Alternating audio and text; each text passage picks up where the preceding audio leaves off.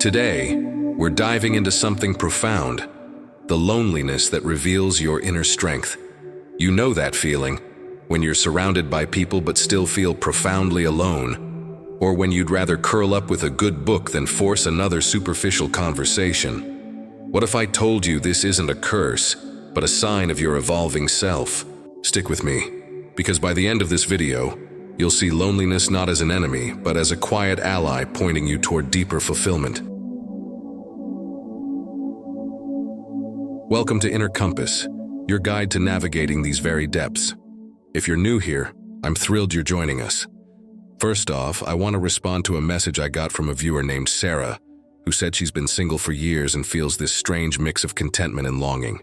She asked about the loneliness of interesting people, why so many smart, thoughtful folks end up alone, and if there's a bigger movement toward isolation. Sarah, this one's for you, and for everyone who's nodded along while watching. We're going to unpack this step by step, drawing from real stories, a bit of psychology, and my own experiences. Remember, if this resonates, hit that like button and subscribe. It helps us reach more people on similar journeys. The myth of loneliness as weakness. Let's start by busting a big myth. Loneliness isn't inherently a weakness or a sign that something's wrong with you. In fact, for interesting people, those with rich inner worlds, deep thoughts, and high standards, periods of solitude can be a powerful phase of self-reorganization. Think about it. In our fast-paced world, where everyone's chasing productivity and instant gratification, taking time alone isn't laziness, it's a necessary reset. I've been there myself. A few years back, after a string of unfulfilling relationships, I found myself opting out of social scenes altogether. At first, I thought I was broken. Why couldn't I just put myself out there like everyone else? But as I sat with it, I realized my mind and heart were simply asking for a breather. It wasn't abandonment, it was self-care. This ties into what psychologists call emotional autonomy. When you've cultivated a strong sense of self, you don't need constant external validation. You're not suffering in silence. You're thriving in your own company. Sarah mentioned feeling a deep weariness when it comes to pursuing relationships, and I get it. It's not about being difficult. It's about recognizing that forcing connections drains your energy. Instead, use this time to nurture yourself, journal your thoughts, explore hobbies that light you up, or even try a short meditation practice. These acts build resilience. And here's the key. Loneliness only becomes a problem when it turns into self-isolation or despair. If you're aware of your feelings, like Sarah is, that's a sign of emotional health. You're not destined to be alone forever. This is just a season, preparing you for something more aligned. So, if you're feeling this right now, ask yourself, what small step can I take today to honor my solitude without letting it define me? It's okay to pause. In fact, it's essential. 2. Why interesting people are more demanding. Moving on, let's talk about why interesting people often end up more selective, leading to that sense of loneliness. If you have a vibrant inner life, filled with curiosity, creativity, and self-awareness, you're naturally going to set higher bars for relationships. It's not arrogance, it's wisdom earned from experience. You've likely been in situations where the connection felt shallow, like small talk at a party that never goes deeper.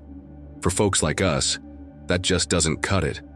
We crave reciprocity, emotional depth, and genuine understanding. This rigor comes from knowing what you want and, more importantly, what you won't tolerate.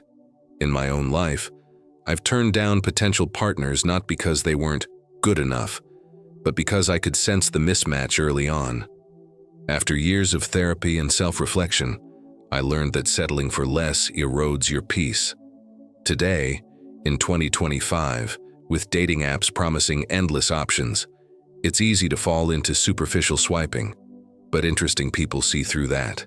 We know a real bond requires effort, vulnerability, and time, things that modern life often shortcuts. This demanding nature can lead to longer stretches of being single, but it's protective.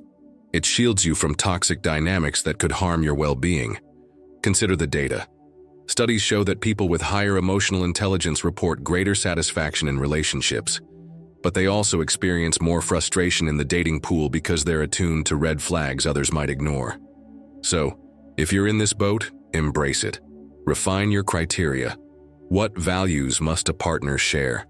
What boundaries will you uphold? This isn't about building walls. It's about creating space for the right people. And remember, being demanding doesn't mean you're unapproachable. It means you're authentic. Over time, this attracts those who match your energy. Have you ever reflected on your non-negotiables? If not, now's the time. It could transform how you navigate loneliness. 3. The affective fatigue in the modern world now. Let's address the elephant in the room. Affective fatigue. That collective exhaustion from trying to form meaningful bonds in a disconnected era. Sarah pointed out how people seem less invested in relationships, and she's spot on.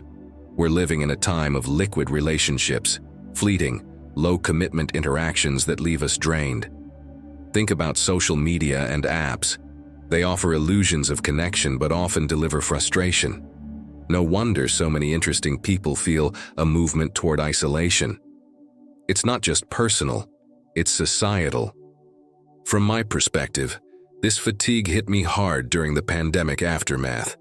I was engaging online, meeting people virtually, but everything felt gas-like, intangible and evaporating quickly.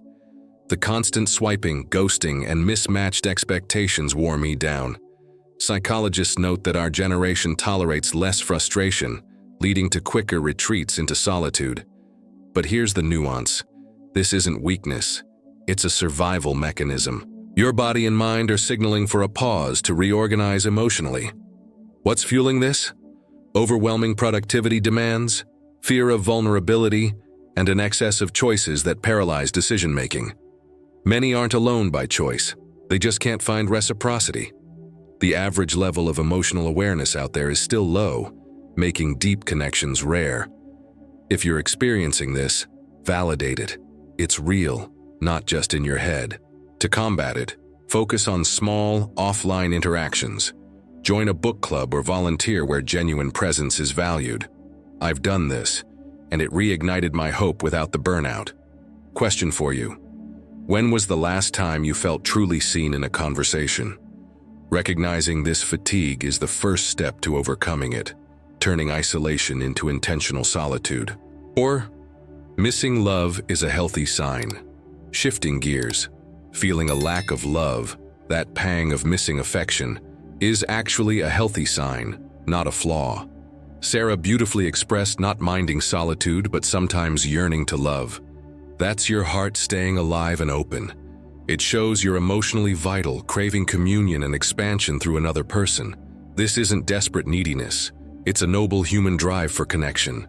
In my journey, I've had phases where solitude was peaceful, but that occasional ache reminded me I'm wired for love.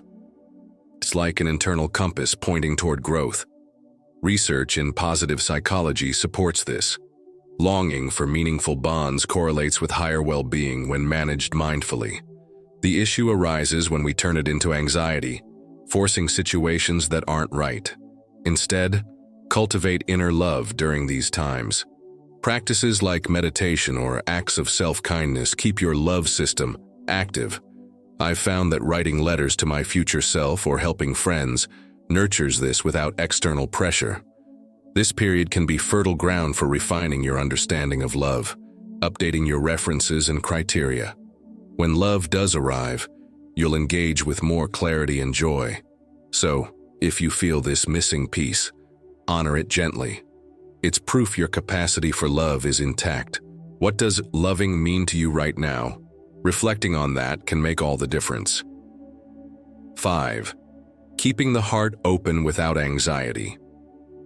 Finally, the key to navigating this loneliness is keeping your heart open without slipping into anxiety or rigid isolation. It's a delicate balance, not obsessively searching but remaining available. When self-protection turns into fear, we unintentionally close off opportunities. I've caught myself doing this. After heartbreaks, I built emotional walls only to realize they blocked good things too.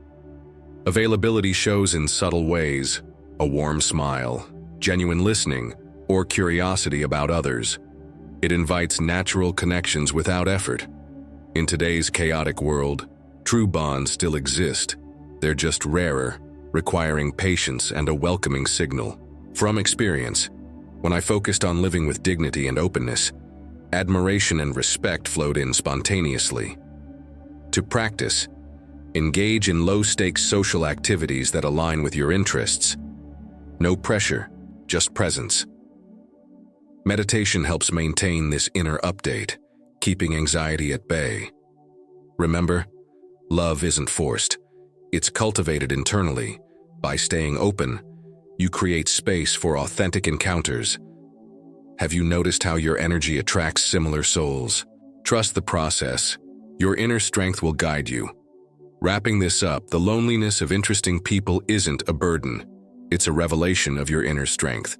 It signals a time for growth, higher standards, and eventual deeper connections. Sarah, and everyone watching, embrace this phase. It's preparing you for something beautiful. If this journey resonated with you, share in the comments. How has solitude been an ally in your own life? Your story can be a guide for others. Don't forget to like, subscribe, and hit the bell for more insights. Next time, we'll explore the secret habits that turn sensitivity into power. Until then, keep your compass pointed inward. Take care.